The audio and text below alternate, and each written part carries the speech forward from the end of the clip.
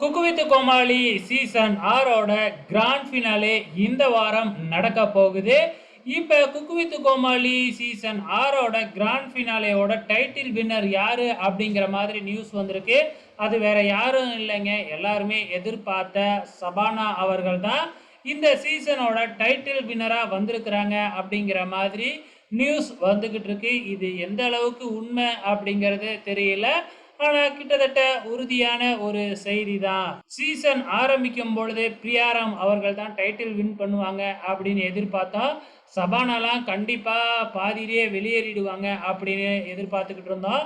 ஆனா ஃபர்ஸ்ட் ஹாப்ல சொதப்பிக்கிட்டு இருந்த சாபனா ரெண்டாவது, அதாவது பாதிக்கு மேல அவங்க தான் அதிகப்படியான செஃப் ஆஃப் த வீக் வாங்கினாங்க.